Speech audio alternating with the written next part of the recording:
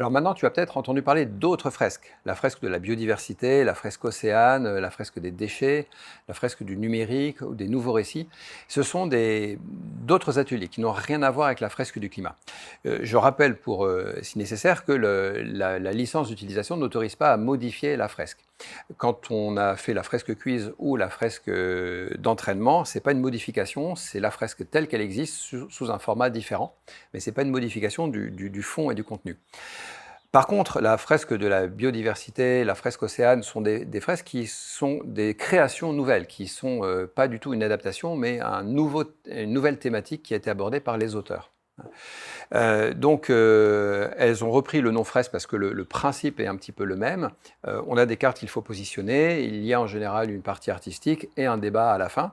Elles ont été souvent inventées par des gens qui sont des animateurs de la fresque du climat et les auteurs, en général, sont venus me voir pour en parler et me faire part de leur projet.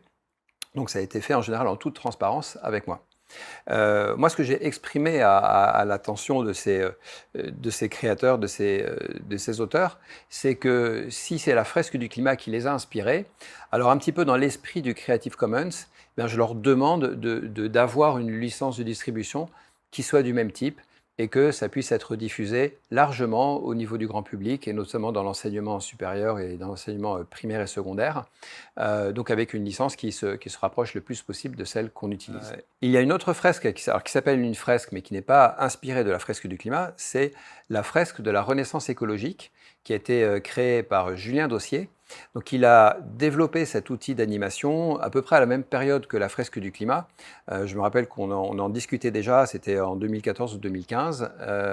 Et là, on a le même nom, mais pour quelque chose qui n'est pas du tout comparable, puisque lui, il s'appuie véritablement sur une fresque. La fresque de Lorenzetti, qui est le support de son animation. Donc la fresque de Lorenzetti, puis une fresque qu'il a retranscrit de façon plus moderne et qui est son support d'animation. Donc là, on est véritablement appuyé sur une fresque, mais la technique d'animation n'a rien à voir. En fait, c'est quelque chose qui est plus pour se projeter dans le monde de demain, imaginer les projets qui vont nous permettre d'y arriver. Donc c'est plutôt à classer du côté des animations autour des solutions pour réussir à sauver le climat.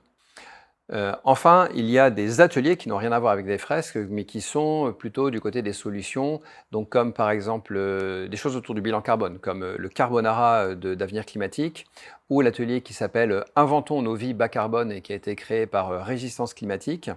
Il y a un atelier qui s'appelle 2 degrés, 2 tonnes, pardon, 2 tonnes, et un certain nombre d'autres choses qui sont, dont tu auras probablement entendu parler au sein de la communauté des animateurs, parce que tous les animateurs que nous sommes à la recherche d'ateliers complémentaires à la fresque, parce que la fresque, c'est très bien sur les causes et les conséquences du changement climatique.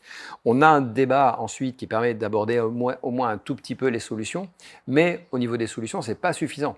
Normalement, quand on a compris ce qui se passe au niveau du climat, notamment après avoir fait la fresque, on devrait comprendre que le changement climatique va nous occuper le reste de notre existence. Mais à minima, on aimerait pouvoir proposer des ateliers d'une demi-journée qui vont compléter la fresque pour pouvoir travailler sur les solutions. Donc tous les animateurs de la fresque sont en éveil et sont invités à aller explorer tous les ateliers qui existent et trouver les meilleurs d'entre eux, les ramener au sein de la communauté, les faire découvrir aux autres et se former pour qu'on puisse avoir d'autres flèches à notre arc que juste la fresque.